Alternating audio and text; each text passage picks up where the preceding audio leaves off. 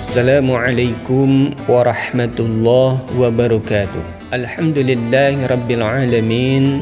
Wassalatu wassalamu ala asrafil anbiya'i wal mursalin Sayyidina Muhammadin wa ala alihi wa sahbihi ajmain, amma ba'd. Para peserta milenial Smarten Ramadan dan para pendengar yang saya hormati, mudah-mudahan Allah muliakan. Marilah kita bersama-sama mengkaji materi berkaitan dengan kelompok orang-orang yang berhak menerima zakat.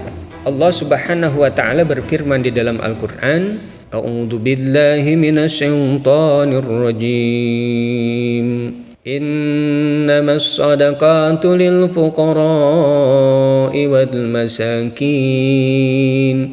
wal 'amilina 'alaiha wa mu'alafati qulubuhum wa fir riqabi wal gharimin wa bisabilillah wa ibnis sabil faridatan minallah. Para pendengar yang saya hormati, adapun kelompok orang-orang yang berhak menerima zakat menurut madhab Imam Syafi'i, yaitu yang pertama fakir. Siapa orang fakir itu? Orang fakir yang tidak mempunyai harta atau usaha, mempunyai harta atau usaha yang kurang dari 1/2 kecukupannya, dan tidak ada orang yang berkewajiban memberi belanjanya. Jadi orang fakir itu orang yang tidak mempunyai harta dan tidak mempunyai usaha, atau orang yang mempunyai harta atau usaha yang kurang dari 1/2 dari kecukupan hidupnya, dan tidak ada orang yang berkewajiban memberi belanja. Kurang dari 1/2 kebutuhan hidupnya dan tidak ada yang menjadi tanggung jawabnya. Dengan tidak punya anak, cucu apalagi gitu ya, tidak punya sanak saudara. Itu adalah fakir. Yang kedua miskin.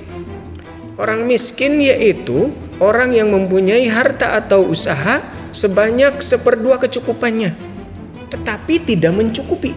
Orang yang tidak punya harta atau usaha, yang punya usaha tetap lebih dari 1/2 dari kecukupannya, tetapi tidak cukup ya. Jadi masih punya harta di bawah kecukupan, ya, itu namanya orang miskin. Jadi ada fakir, ada miskin. Yang ketiga, orang yang berhak menerima zakat yaitu amil atau amilin. Ya, siapa amilin? Semua orang yang bekerja mengurus zakat sedangkan dia tidak mendapat upah selain dari zakat itu. Orang-orang yang mengumpulkan zakat, para pengumpul zakat. Kan sekarang itu pengumpul zakat itu ada di instansi, misalkan di desa itu ada pengurus zakat, ya. Ada kalau di daerah itu ya para ustazah itu menjadi pengumpul, ya, karena orang-orang yang belajar ilmu kepada beliau kan mengumpulkan zakatnya kepada para ustaz, para kiai. Ya, beliau tidak dibayar, ya, maka dari zakatnya ya boleh dia menerima zakat karena dia berposisi sebagai amil atau pengurus zakat. Para pendengar yang saya hormati, berikutnya adalah orang mu'alaf.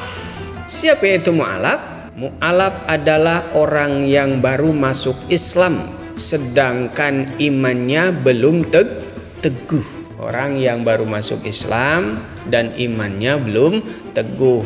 Mudah-mudahan ketika diberi zakat dia imannya semakin kokoh. Mu'alaf ya, yaitu orang yang baru masuk Islam sedangkan imannya belum teguh. Yang kelima, orang yang berhak menerima zakat yaitu hamba sahaya, abid, hamba laki-laki, amat, hamba perempuan.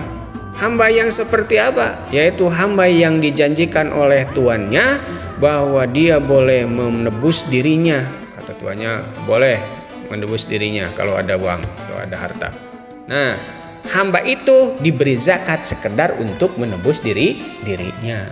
Gitu. Kenapa dia berhak menerima? Karena ya untuk menebus dirinya. Ya.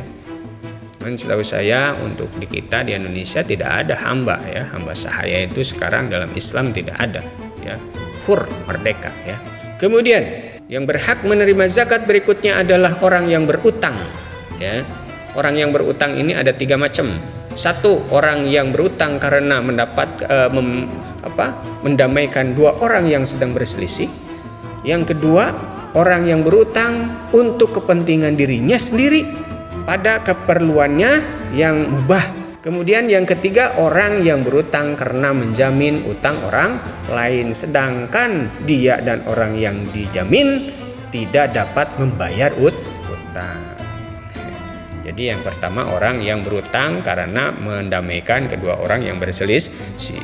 Ada 2 orang berselisih, kemudian didamaikan mempergunakan dana, duit ya, uang misalnya. Nah, itu boleh diberi zakat ya. Yang kedua, orang yang berutang untuk keperluannya ya. Overload gitu kan, besar pasak daripada tiang sehingga punya utang tidak bisa dibayar untuk keperluannya ya. Kemudian orang yang berutang ya karena menjamin utang orang lain dan dua-duanya tidak bisa membayar gitu. Dan yang terakhir yaitu sabilillah atau orang yang berjuang di jalan Allah.